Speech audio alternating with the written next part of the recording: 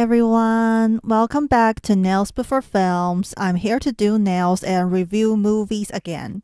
Today I'm actually doing My Bloody Valentine, and you might think it's not related to my last video screen, but in a strange way, it actually is. Why, you might ask? Because for some weird reason on Pixiv, a Japanese website for art, especially fan art, there are actually quite a few people who ship Ghostface and Harry Warden. And it's the actual Harry Warden who is barely in the original movie. Oh, and Ghostface calls him Harry Senpai because he considers the slashers before him his senpais. I think that's really cute. I don't know, Japan is so weird, and I absolutely love it. There's just something fun with shipping characters from entirely different movies. It strangely works. Anyway, My Bloody Valentine is a movie that came out in 1981. And it's a Canadian film. Oh, Canada, our home and native land. Sorry, I live in Canada, so I'm obligated to make that joke. Anyway, My Bloody Valentine tells the story of a small mining town named Valentine Bluffs. And the town has a traditional Valentine's dance. It was suspended after a miner, Harry Warden, went mad because he was trapped in the mines due to his supervisors leaving for the dance. Harry killed the two supervisors a year later and warned the town to never host the dance again. After Harry was put into an asylum for 2 decades, they decided to resume the tradition. However, people start dying again and the town eventually cancels the dance, fearing that Harry has returned. A group of young adults, including our protagonist TJ, his ex-girlfriend Sarah, and Sarah's current boyfriend Axel, host their own party, but many members are killed by a miner. A small group goes into the mine and everyone is killed except TJ and Sarah, and eventually they figure out that the killer is actually Axel, whose dad was one of the supervisors killed by Harry, and the real Harry Warden died 5 years ago. A fight ensues, the tunnel in the mine collapses, and Axel is trapped. He frees himself by cutting off his arm, and the movie ends with him laughing and the absolute banger that is the Ballad of Harry Warden plays. Now for my thoughts on the movie, I absolutely love it. It's just such a unique slasher. First of all, I like how the main characters are young adults in their 20s. Most of the slashers at the time featured teens who were still in high school, so it's interesting to see a different premise. Also, I love the mine setting.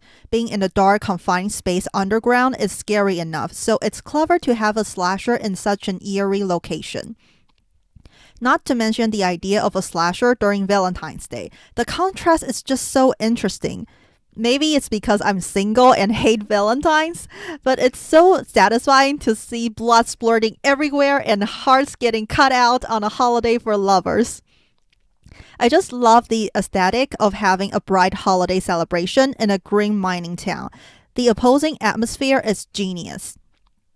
The backstory for Harry is likewise very dark. Not only do we have someone who was trapped underground, but he also had to eat human meat to survive. It's completely understandable why he killed the supervisors and threatened the town to never have the dance again. I really like this backstory, so it's kind of a shame that Harry is actually not the killer. Don't get me wrong, I think the twist is fine, but Harry is just such an interesting character and I would love to see more of him. While having a miner as the killer is expected in a movie taking place in a mine, I really like the design for Harry or Axel, you know what I mean. The costume is scary on its own, but because of the setting, it's nothing out of the ordinary and no one suspects a thing in the movie. Now, of course, the plot isn't really innovative and Axel being the killer is pretty predictable, but I just can't help but appreciate the fact that they made a slasher that has unique ideas and you can feel the film had hearts behind it. Like how the chocolate boxes have bloody hearts in them. Besides, personally, I was only 30% sure it was Axel when I first watched it, so the twist is good enough in my opinion. I just wish the movie wasn't so heavily censored. Some of the kills are really good, and I couldn't help but wonder what else they could have done if they weren't censored. Thankfully, some of the deleted kills were restored in 2009. I love the dead body spinning in the dryer kill. It's so messed up that it's awesome. The shower head kill is cool too, and of course, the throw to the eye kill is absolutely amazing. The only small problem I had when I first watched the movie was how many people survived.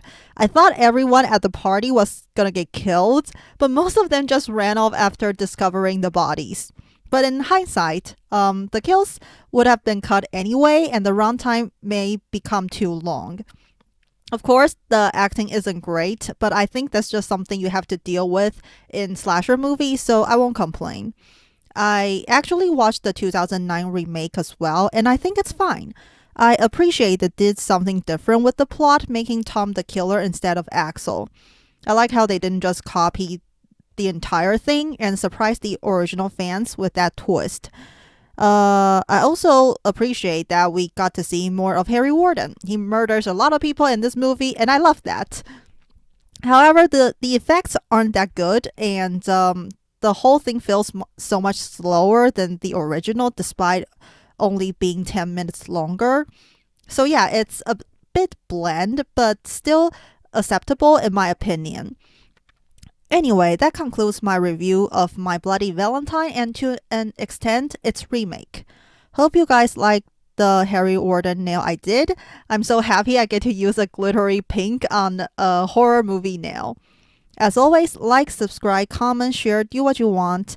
Keep nailing it and be someone's bloody Valentine, people.